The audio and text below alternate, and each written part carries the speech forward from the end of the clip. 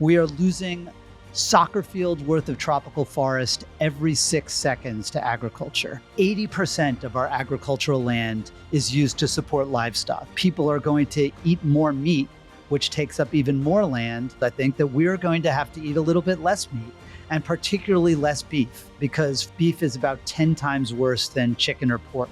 If you care about feeding what's going to be maybe 9.5 billion people by 2050, then you really have to think seriously about how can we change our diets, how can we change our agriculture.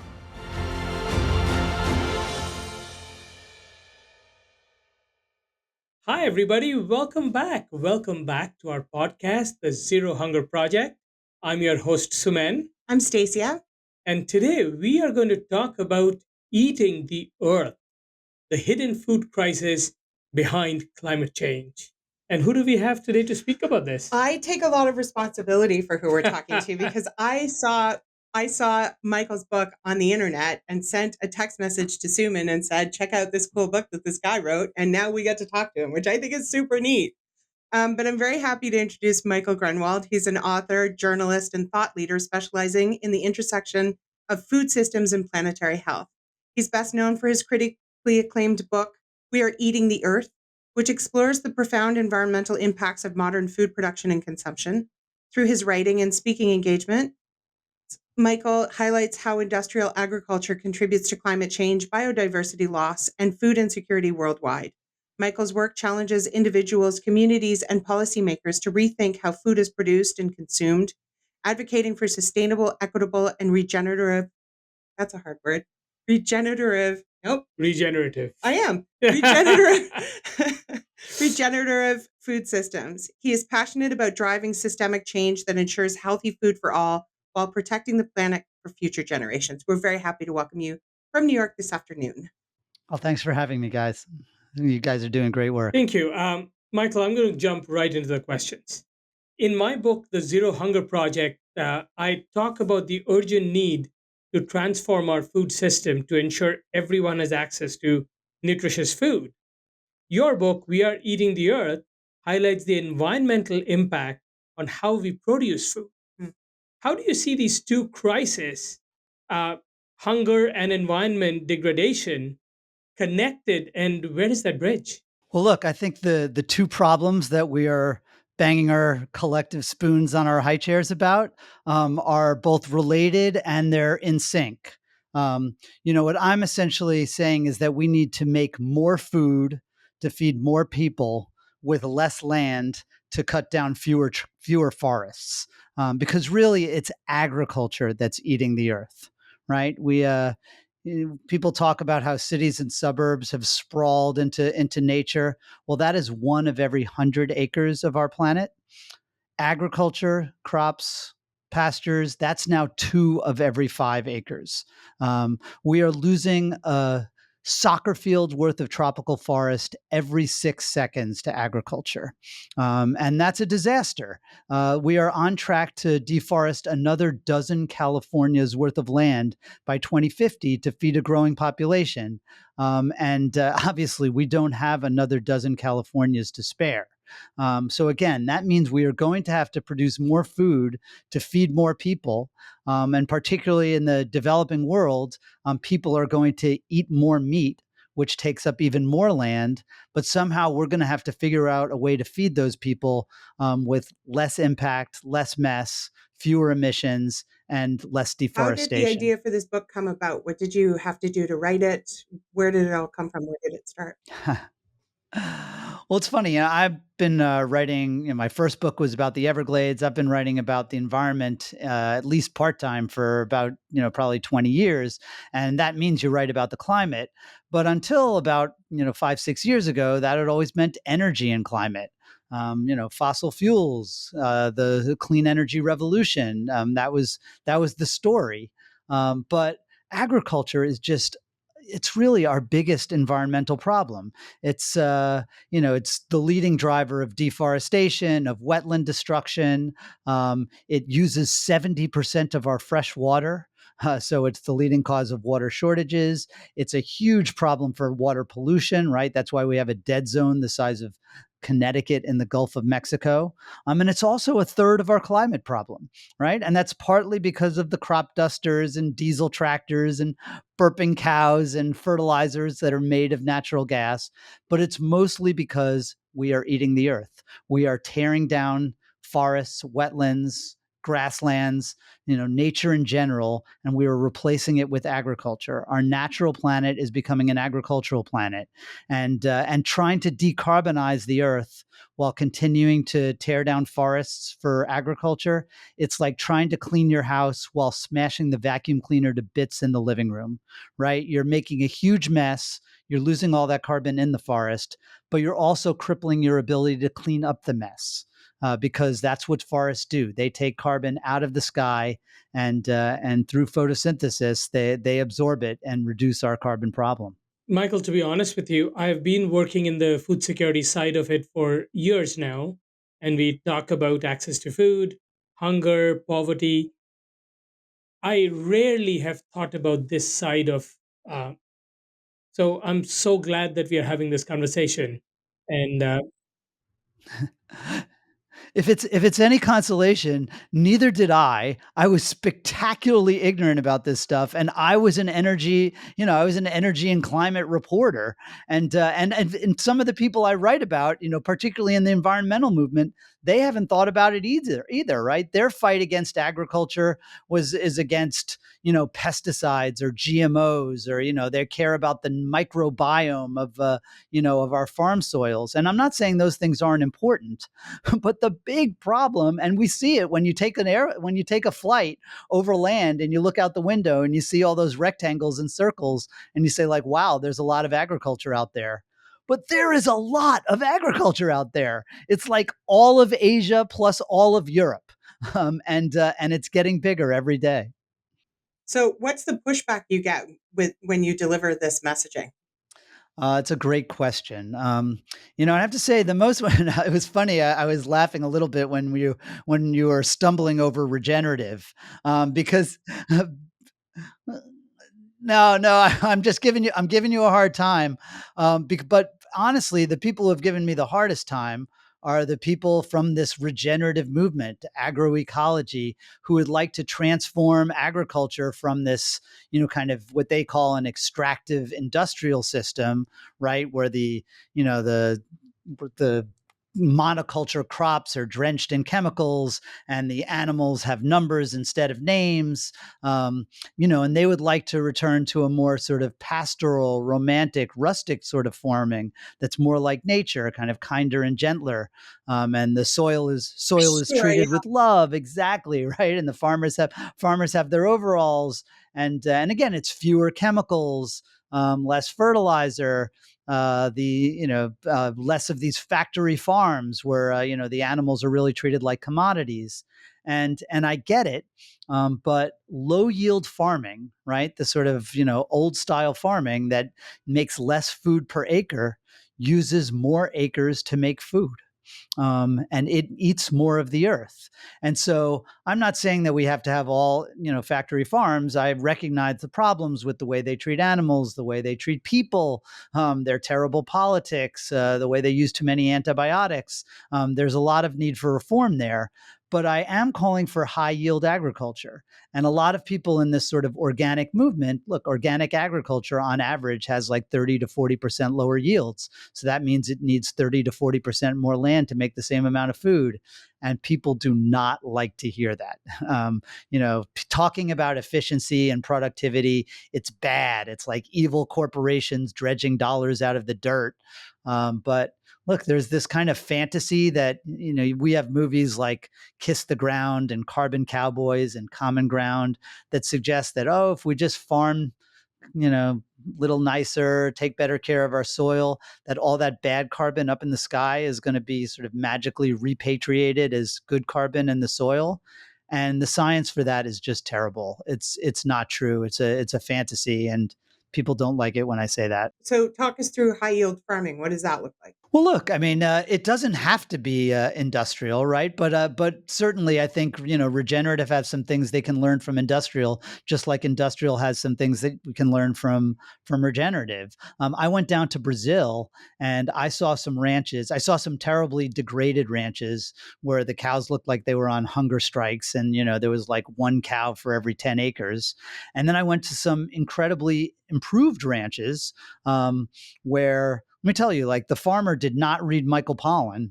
He was not an environmentalist, but he was doing a lot of regenerative practices. He was using rotational grazing.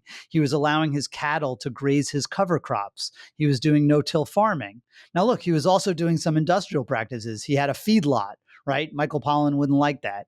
He fertilized his pastures, but the main point is that he had incredible yields. He had one cow for every acre, so it was 10 times the yields, which meant he was using 1/10 as much of the Amazon. And so I think there's a lot that the kind of that today a cow in India makes about 1/25th as much milk as the average cow in California. So I think there are a lot of some of these practices that we've these technologies that we've perfected in the United States and also Brazil can be exported to the rest of the world. And then I write in the book about a lot of really exciting new technologies and new approaches that can get much better yields, whether it's and hopefully make less of a mess. I talk about alternative fertilizers where they gene edit microbes to snatch nitrogen out of the air and feed it to crops, or alternative pesticides where they use the technology, the mRNA technology behind the COVID vaccines to constipate beetles to death. I went to the University of Illinois. They are literally reinventing photosynthesis, which granted has like done a pretty good job of maintaining life on Earth for 3 billion years, but it's inefficient. It's inefficient. And so they are using artificial intelligence and gene editing and big data to essentially engineer away some of those inefficiencies.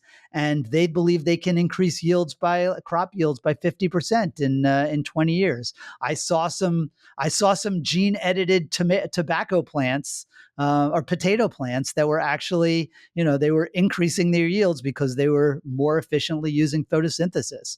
So I just think there's a lot of exciting new approaches that can help us make even more food with less land and less mess. Wow. That makes, yeah, I hear exactly what you're saying. So, in your book, you reveal some harsh realities about food production's effect on our planet. Now, what are some overlooked ways that food insecurity and climate change reinforce each other? Well, that's a great question. I mean, one thing I would say is that, remember, there are 6 billion people on Earth that eat practically no meat. They can't afford it. And granted, like, a big part of my book is about how, when I say the Earth is becoming, a natural planet becoming an agricultural planet, it's mostly animal agriculture. 80% of our agricultural land is used to support livestock. It's either pasture or it's crops that we feed to animals. And so we want more people around the world to be able to afford meat. But the fact is, and as the developing world develops, and more people can afford meat, that creates an incredibly dangerous situation for the planet. Right? We're on track to eat about 70% more meat as a species by 2050. And look, we ate 450 million tons last year, so that's a lot of meat. Right? We already killed 70 billion animals. So these create these kind of trade-offs that we have to look at, where we don't want to tell the developing world, like, hey, you can't have diets like us, but it is incumbent on us in the rich world, I think, that we're going to have to eat a little bit less meat, and particularly less beef. Because from a land use perspective and from a climate perspective, beef is about 10 times worse than chicken or pork. It's just a spectacularly inefficient converter of their feed into our food. And so, again, people don't like to hear this, but if you care about feeding what's going to be maybe 9.5 billion people by 2050, and you care about equality, or at least equity of opportunity, so that people who want to eat meat can, then you really have to think seriously about how can we change our diets? How can we change our agriculture? How can we develop technologies, including, some of these alternative proteins, the so-called fake meats, whether it's made out of plants or it's made out of animal cells that you can grow into actual meat in a brewery. This is the future, and these are the kind of things that I think we're going to have to grapple with. And what I've complained is that whatever you think of what I'm saying, I'm at least grappling. The world has not really grappled. Which one of these two prongs of this problem, i.e., changing the way we farm versus changing what we're farming or changing what we're eating, is making the most progress? Like, which one's winning at this point? How are we doing? Oh, that's great. I mean, the honest answer is neither. Uh, the energy. It's funny because the energy problem, very big problem. Don't get me wrong, but we kind of know what to do about it, right? We got to electrify the global economy and run it on clean electricity, and we are actually starting to do that. Around the world, more than 90% of new power plants that have been built in the last few years are wind and solar and other zero emission plants. Now, granted, I mean, there have been some bumps in the road. You see what's happening in the United States right now at the UN down the street. Look, we have the president of the United States calling climate change a big fat hoax. Not good. But again, the trend line is actually not terrible. While with food, we've made like no progress. None of these solutions I write about dozens of exciting solutions. None of them have any traction. And before I wrote the reason I wrote the book was because, like, at the time, I don't think people even were thinking about what possible solutions were. They didn't even know. It wasn't just that they didn't know the answers; they didn't even know the questions. So I think, look, we have made some progress on our diets, sort of accidentally. In the United States, we eat 1/3 less beef per capita than we did 50 years ago. Now, granted, that's only because chicken got cheap, um, and that sucks for the chickens. But that really was, until the rise of solar, that was probably the best thing that our species had done for the climate, was eat less beef and swap it out to chicken. So change is possible. But I always say it's a little bit like the joke about how many psychiatrists does it take to change a light bulb? What's the punchline? I'm sorry Yeah. I'm asking this question, but what's the just, punch? just one, but the bulb really has to want to change. And I am not convinced that we're yet at the point where we really want to change. I'm interested to know where you're getting pushback from people if you're doing press on this book. If where's the data coming from in terms of like interviews and things like that? And if you had to write this book again, knowing maybe now, I don't know how long it took you to write it, or even how long you've been out doing it, what would you change about your messaging or your delivery mechanism or your thoughts? That's a that's a great question. Well, the first is the pushback. I think I mentioned that some of the kind of like Yeah. Michael Pollan acolytes who think that that agriculture Yes. should be more like nature. They're very upset, and a lot of what one thing they say, and this will really resonate with you, I think, is one thing I hear again and again, Mhm. mostly from them, is we don't need to make more food. We just need to, and then it's fill in the blank, right? Either we need to distribute the food we already have better, or we need to waste less food. And we Right. do need to waste less food. We Right. waste like a quarter of our food, which means we waste a quarter of the Right. land we use to grow the food. We use a landmass the size of China to grow Yeah. garbage, and that's crazy.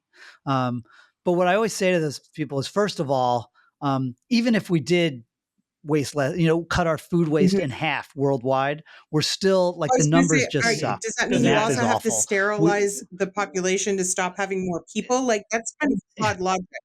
Yeah, exactly. I mean, we are going to need to make more food with less land, even if we get our food waste problem under control. But what I also say to them is like, because mostly what they're saying is our low yield farming, should be the future, and so we can make even less food with more land, but it's okay because somebody else is going to solve the problem. And I'm always like, how are we doing on that so far? Right? why don't we solve that other problem first, and then we can have this massive shift to low yield farming. So that's been a lot. I mean, look, a lot of vegans are upset that I don't just say, everybody should go vegan. And it's true that our problem would be much easier to solve if everybody went vegan. But again, how's that going? You know, we eat more meat every year. So again, I don't. And your second question, I mean, my book just came out in July, so nobody's caught an error yet. So I'm glad about that. Well, I don't even think it's about an error, but I'm glad that it's sometimes when you go through these processes and writing books takes a lot of effort and a lot of time. You get to the end of it and you think, okay, now that I have to kind of release this out into the world, what I should have done is this. And so I'm glad. No, it's a great question. No, that I'm glad. It's funny because I'll say, like, I mean, people who have read the book. I mean, I've really the feedback has been awesome. It's been like even from some of these people who you would think would be, kind of who had challenges. Um, like, I did an event yesterday at Climate Week with really a regenerative group, but it was a great conversation, and we had and we really and this was somebody who had read it and was like, I just, this really opened my eyes, it challenged my like, and I think it's fun to read, so I'm happy about all of that. What I do think is, like, they tell you when you write a book that you need a tribe. Because if I'd written a vegan book, all the vegans would write it. Or if I'd written like a, regenerative ag will save the world book, all the regenerative people will read it. And honestly, I feel like my tribe is sort of just, for people who care about global problems, and want answers about how to solve. Well, like thinking about it and like thinking about solutions. And I think I should have done a better job, just from a marketing perspective, of sort of trying to identify those people and reach out to them and say, like, hey, I got a fun book for you about something that you've never thought about. Instead, I've because I do care about the issues, I've mostly engaged, in these policy debates. And I think people maybe have felt like, oh, this is for policy insiders. And it really isn't. Like I like to say, this is a book for people who eat or people who live on the planet. And if you fall into either one of those categories, I think you might enjoy it. And I think the thing is that what you're talking about, to your point, is very polarizing for a lot of people. And the fact of the matter is that it affects everybody, right? So like 100%. it's if you're looking at it from sort of a humanistic approach of like, here's how it is possible for people who disagree with each other to still have open, rational discourse and to talk about things. And I think that's, what you're provoking with this book is you can disagree with me, but come to me with something that we can talk about. And I've done the research to go find out alternative ideas to what's currently happening, because of course the definition of insanity is doing the same thing over and over again and expecting a different result, right? So, I mean, I really think that's a really strong message that we need to kind of double down on in this podcast, is that you're offering up all kinds of different solutions to a problem, almost in a vacuum, because everybody's so um, adamant about holding on to their position that it's sort of cutting off your nose to spite your face. That's really well said. And the food is personal, right? Food is cultural, and people don't like, And I'm very careful. I am not scoldy. I'm not a vegan. I've cut out beef, because I think it would be, you find the level of hypocrisy you're comfortable with. But again, I'm not judging anyone. I have solar panels and an electric car, but I fly way too much. We all have an impact. But I think when I talk about the importance of reducing our beef consumption, a lot of people get their back up. They say, like, you'll take my burger out of my cold dead hands. Then a lot of vegans say, why are you just, why less beef? Why not no beef? And then on the other hand, I'm saying, like, but also we have to make beef better. And that's not necessarily like grass-fed beef. The sort of organic grass-fed beef is even worse for the climate than factory farmed grain finished beef. And so we need even more efficient beef, because if we can make it 4 times more efficiently, we'll eat 1/4 as much of the earth. And a lot of people hate hearing that.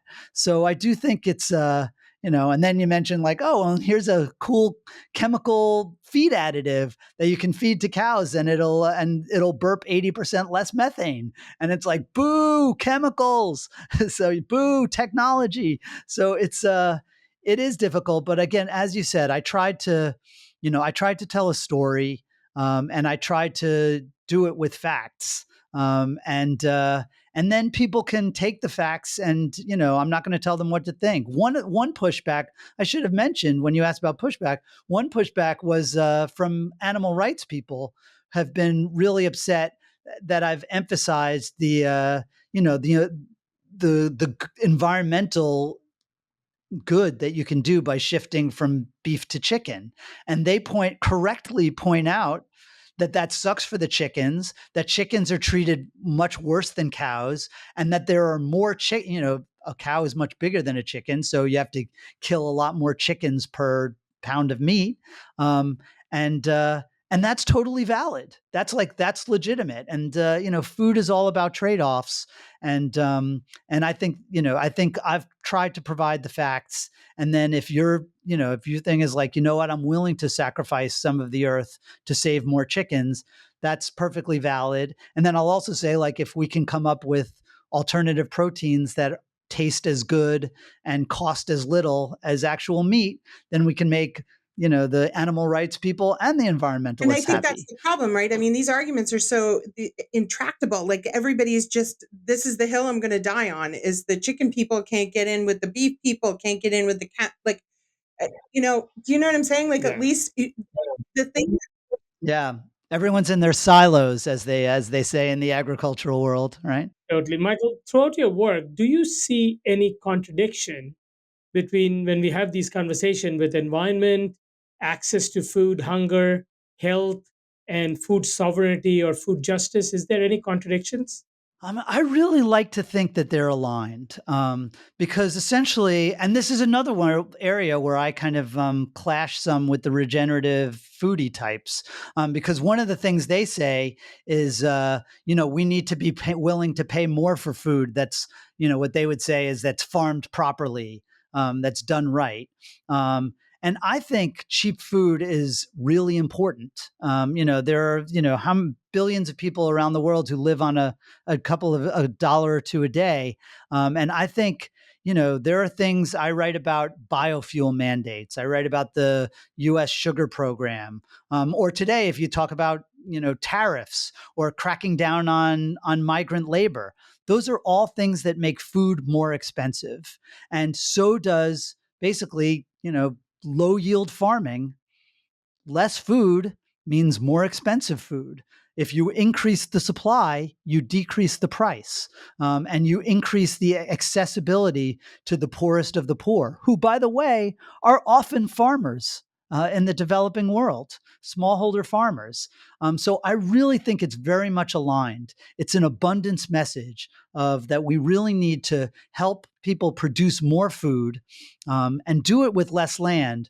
But what I can promise you is that, you know, that farmers, as long as it's in their interest, they are going to keep making more food, and they will cut down trees to do it. So it's really important to help them make more food with less land. The more food part for feeding the world, the less land part for maintaining some of what's left of our natural heritage. I mean, there are so many competing priorities that are inexorably linked in this problem. And I think the most valuable thing that your book has done is created a dialogue where you're not necessarily favoring any answer over any other answer. It's like the dissemination of information is the thing that's going to catalyze change here. It's not, we need to listen to these special interest groups over these special interest groups. And I think that's really important. Is there something about what you've been doing that you haven't been able to kind of get that message out? What is the one thing that you, after doing all these interviews and press and whatnot, think, oh, I didn't get a chance to talk about that? Oh, that's so interesting. Well, one thing I was just going to mention to expand on this idea that the issues you've worked so hard on and the issues that I've gone down a rabbit hole into, are so linked is, to bring it back to this climate issue, because again, food and climate really are together, but so are hunger and climate. and agriculture and climate, right? Both, my book is mostly about how our food affects our climate, but it goes the other way around too, right? And when I'm talking about increasing yields, that's going to be harder and harder in an era of increasing droughts, increasing floods, increasing heat waves. You see these pests and crop diseases moving into new areas with warmer temperatures, and that you see the aquifers under California and in much of the world are starting to run dry.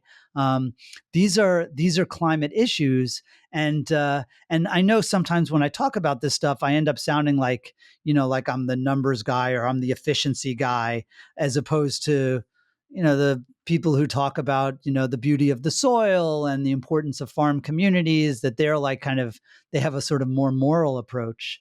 But I really think that focusing on the climate um, is a moral approach, right? The climate change, it's not, let's face it, like you guys and me, we're going to be okay.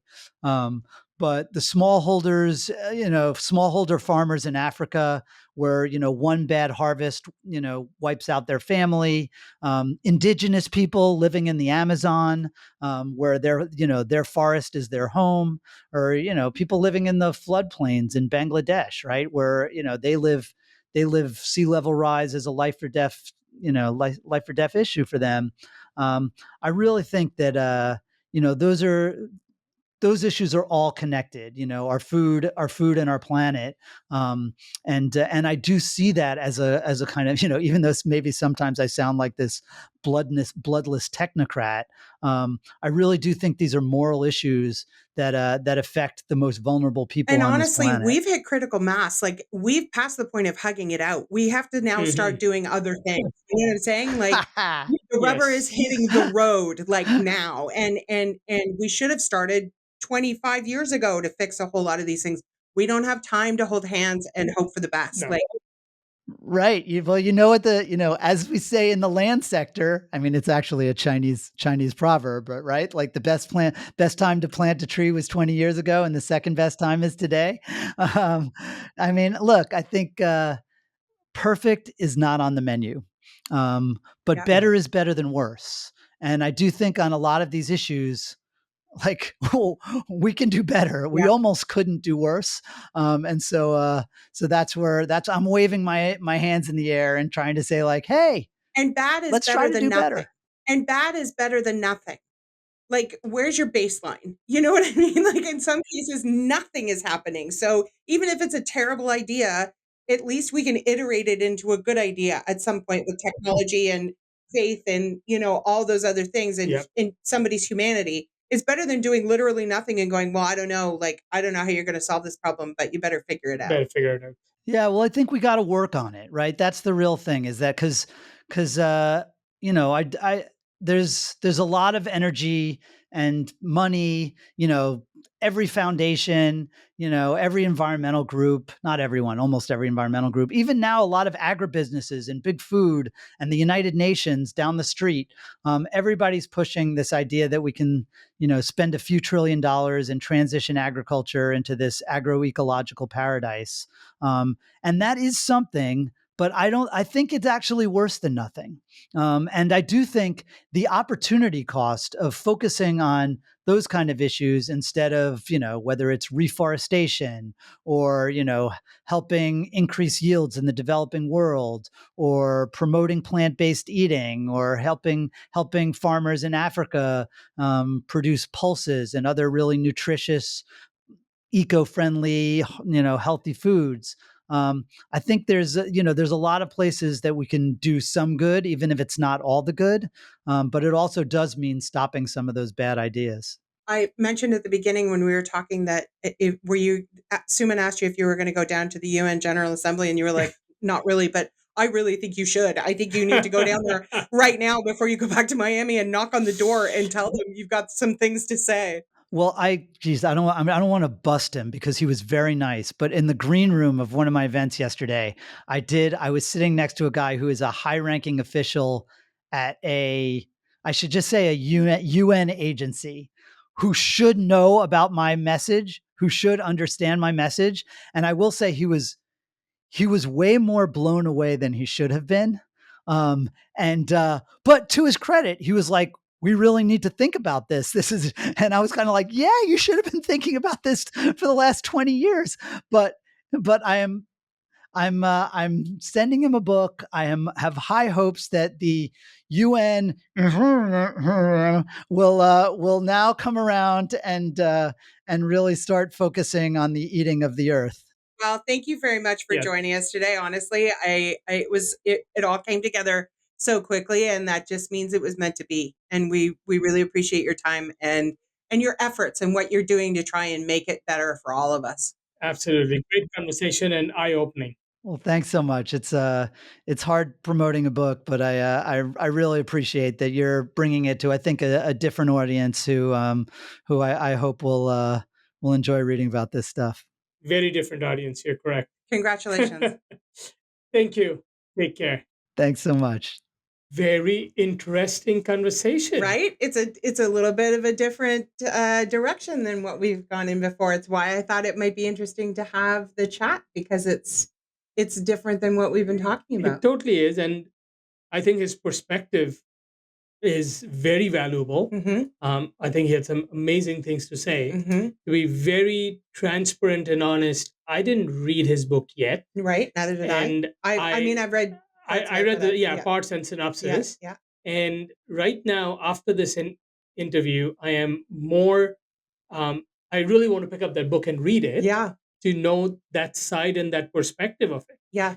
I think it's fantastic what he's talking about, but I also don't think that when people are talking about regenerative farming, it's not one size that fits all. Well, I mean, I think what this interview succeeded in doing is really hammering home the idea that every single aspect about hunger and food insecurity is political.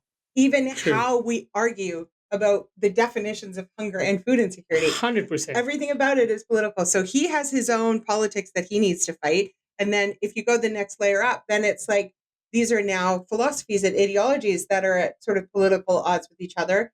And then it just goes, it gets extrapolated. The politics get extrapolated. True, but I'm a strong believer that only his ideology or only my ideology or only a farmer's ideology, none of us in silo can find a solution. Correct. It That's is right. all three of us, and everybody needs to work together. And you need to be able to have conversations with dissenting opinions. You have to be able to Absolutely. hear the opposite side of the argument in order to figure out where the middle ground is. Because capital D truth is a great idea in theory, but I'm not 100% sure that it exists in practice. But there has to be a middle ground, some consensus that is reached about how we're going to solve this problem. 100%. And you can't just be like, well, it's my way or the highway. No, because you then we're can't. screwed. We're truly screwed. 9.5 billion people by 2050. Yeah. I mean, the statistics alone about what he was talking about are really shocking. Like, It is. our planet is on fire right now. On fire. On fire. And we really need to do something. That was really good. Yeah. And it wasn't planned. No, I love exactly. that for us. On It fire, was which literally is on true. fire. But we really need to do something about this, like, yesterday. And so if we're all going to be over in a corner being like, your idea is terrible, my idea is the only way, we're screwed. So we need to Absolutely. have these conversations. Absolutely. And I've spent a lot of years talking against genetically modified foods. Yeah. I have talked a lot about against factory farming. Yeah. I've talked a lot about regenerative farming. Yeah. But I see his point. Yeah. That if we have to feed 9.5 billion people by 2050, we cannot be just sticking to what I've talked about. And it might not be practical to do that. I mean, I understand the for example, the pitfalls of genetically modified food, but if we were to actually put genetically modified food into the food chain across the world, there is enough food to feed everybody. But also, when we talk about the GMOs, genetically modified foods, I think what we really don't talk about enough is what kind of modification. Sure. And I think that makes a big difference. Sure, it absolutely does. And it's predicated on the fact that we're doing this correctly or in a way that's more helpful than it is harmful. Exactly. But I don't want people's moral high ground to get in the way of progress. Yes. So some foods, genetically modification is essential. Yeah. And we can't just blankly say that genetically modified foods is a problem. Right. It is Because essential. our climate has changed since the 100%. onset of these farming technologies, and we need to adapt to what it is that we are actually doing to our And own planet. I'm going to say this one more time. 9.5 billion people Yeah. in this earth we got to feed by 2050. Yeah. That has changed drastically in the last how many years? Yeah. So, yes. But one thing that statistics I did not know, I heard from Michael and kind of stuck to me. hmm And by any shape or form, I am not a vegetarian Right. or a vegan by any Right. shape or form. Yeah. I like to eat produce, vegetables, beans, and meat. Yeah. But 70% more meat consumption by 2050. Yeah. That is alarming to me. Yeah. And listen, I am also not a vegan at all. I spent time eating vegan food for a little while, Yeah. but it's not something that I could sustain, to be honest. But I think there is something to this idea of fine, if you want to eat meat, then we're going to stick to things other than beef.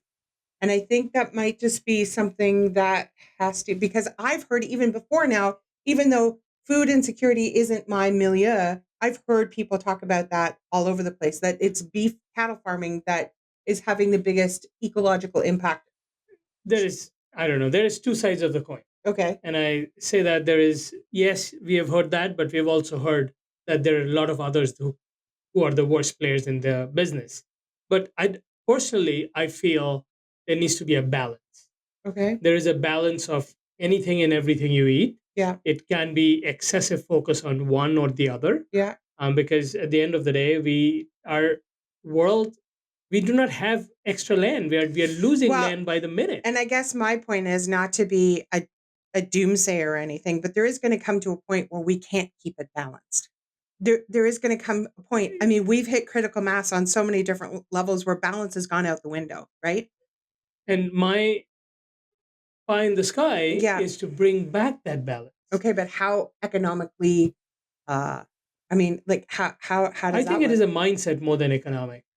Is to bring back that balance is a more of a mindset that people need to have. You're going to mindset your way into feeding 9.85 billion people. I think that's a different conversation. The conversation about balance that I'm talking about is what we are eating today. That is the balance we're talking about. We are not having a balanced meal in most of the cases. Okay, but we're living in an environment, late stage capitalism demands imbalance. I don't know about that though. I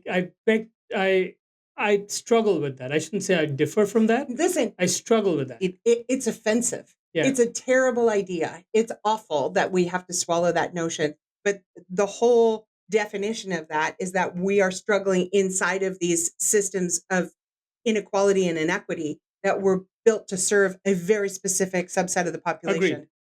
Agreed. 100%. And they're predicated on that imbalance. And so as long as we stay inside of this system, that's where we're at. So the key is, how do we flourish inside of those systems?